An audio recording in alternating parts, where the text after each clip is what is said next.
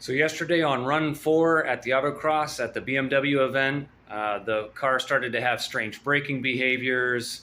I was getting smoke out of the left front corner of the car. The steering and the responsiveness felt off a little bit. And we got the car up in the air to start looking around to see if anything's wrong. Got the left front here.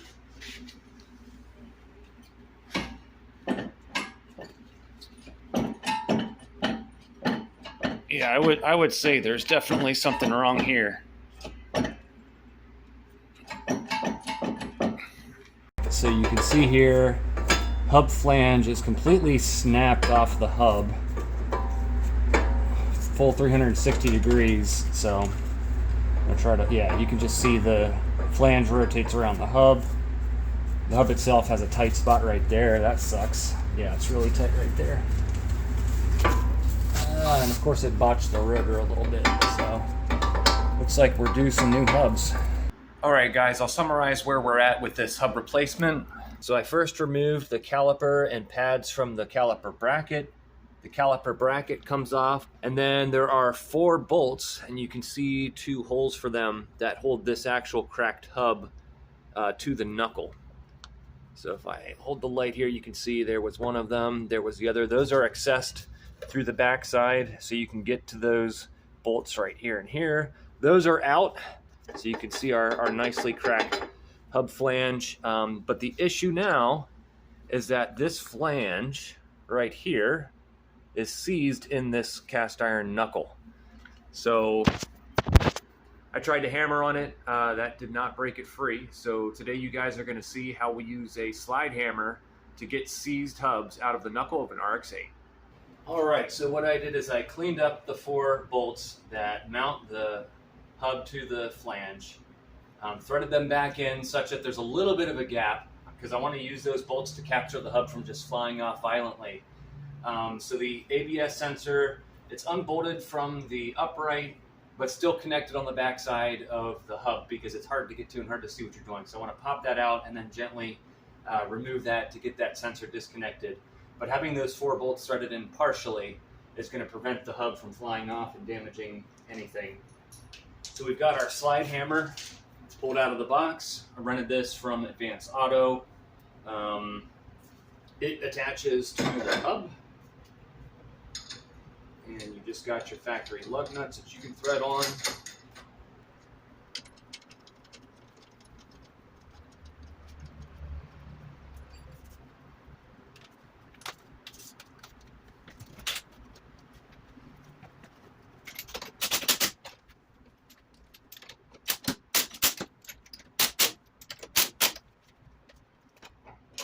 All right, it looks like our tool is properly installed.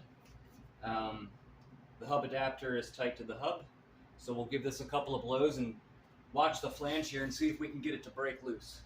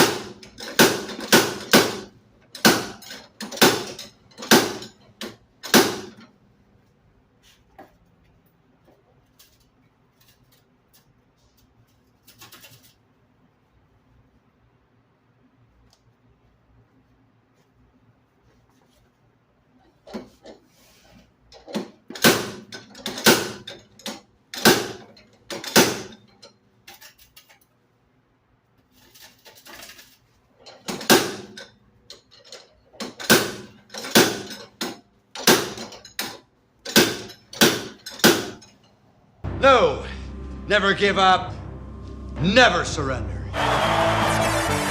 Never give up, never surrender.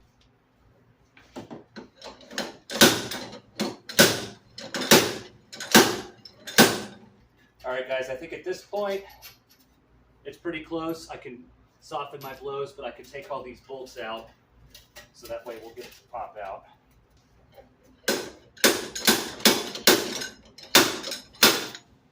we go. All right, let me show you guys what's going on here with this speed sensor, and maybe I can get it off ahead of time on the other side. So here is your ABS sensor.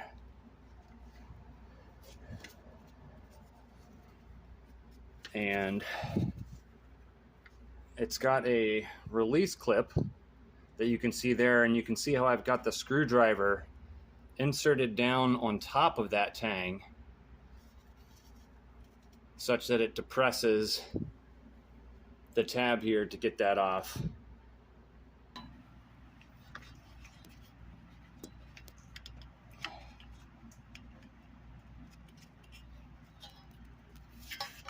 Oh, there we go.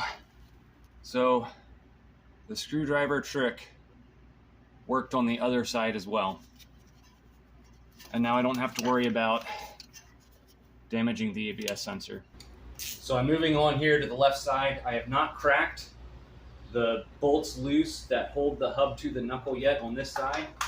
So I'm going to be doing that in just a second. Now, only one of my hubs was cracked, but it did not make sense to just do one hub if both of them are probably the same age and the second one might not be far behind the first. So it is expensive, but I kind of consider it preventative maintenance. I'd rather not lose seat time at an event, and I would sure rather avoid an incident at a high-speed track. So consider the $250 or so they cost through the Mazda Motorsports Support Program to be money well spent. That brings me to another side note while I'm working here. I have had terrible success utilizing aftermarket hub bearings. I've had them fail in a single session on track. And other people have tried the aftermarket hub bearings and noticed the same. So OEM really seems to be the way to go for these front hub bearings. They are expensive, but you do get your discount through Mazda. And it's just not worth, risking the car to try to save a little bit of money to run an aftermarket front hub versus getting the good stuff from Mazda.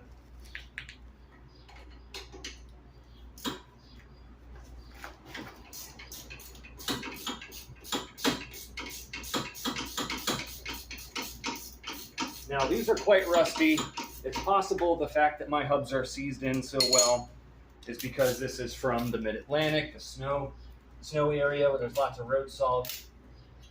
So even these 4 bolts that hold the bearing to the hub are a little rusty. So I was getting out my wire brush and just hitting these by hand to clean up some of the rust. And then they went back in, throw a little WD-40 on them. And then they threaded in nice and easy back into the hub. But you don't want to risk like galling threads or something because your threads are crammed full of rust. All right, guys, with the ABS sensor disconnected on this side, I think I'm going to go full send, leave the bolts out, and just give this thing a couple of blows and see if we can get it out in one fell swoop. I guess one of the nice things of doing these hubs is I get fresh lug studs from Mazda, so maybe not a bad preventative maintenance thing as well. All right, here goes our second attempt.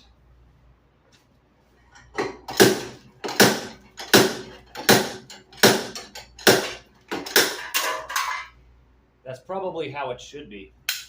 So that one, nice and easy. You guys can maybe see, if I move my light around, the amount of corrosion inside this knuckle. So that's nasty. I think I'll get in there with my wire brush and try to clean this bore up as much as I can. And then what I did on my white car is I actually put anti-seize around the shoulder of the replacement hub. So in this region here, where it sits inside the knuckle, I had put anti-seize, and that helps it to at least be removed a little bit easier in the future, should I ever need to do it again. So that's about it. I'm hoping y'all have a better idea of how to replace the hubs now on your RX-8 if they're seized in the hub like they were for mine. And I hope you guys found the video informative.